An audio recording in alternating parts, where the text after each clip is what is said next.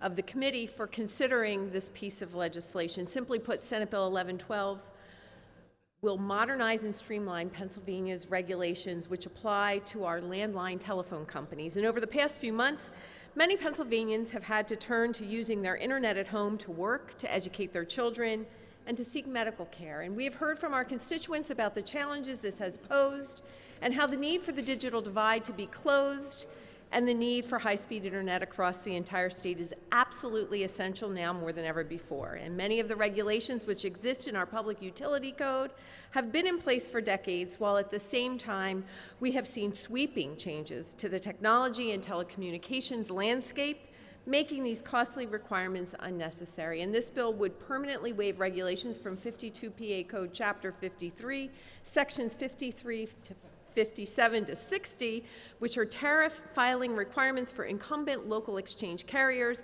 Section 5385, which regulates paper billing fees, and all of Chapter 63 and 64, which deal with telephone service and standards of billing practices for telephone service. And although it waives many of these regulations, it retains commission oversight as it pertains to customer complaints, 911, relay service, slamming and cramming, and universal service. And the Commission will also be required to review its telecommunications regulations every 3 years and eliminate all regulations that have no longer necessary or in the public interest. And Pennsylvania's landline telephone companies represent less than 10% of voice subscriptions in the state and are subject to a very strict regulatory framework that puts them at a competitive disadvantage and diverts valuable resources away from critical investments such as broadband deployment. And I want to be clear, Senate Bill 1112 is not full deregulation, as the obligations to provide voice service,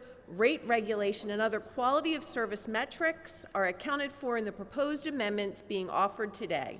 Senate Bill 1112 takes a critical step forward in modernizing this decades-old, archaic regulatory framework which is no longer applicable in today's competitive environment. So I want to thank you, Mr. Chairman. Thank you for your staff. Their work has been diligent and exceptional, and thank you to the members of the committee.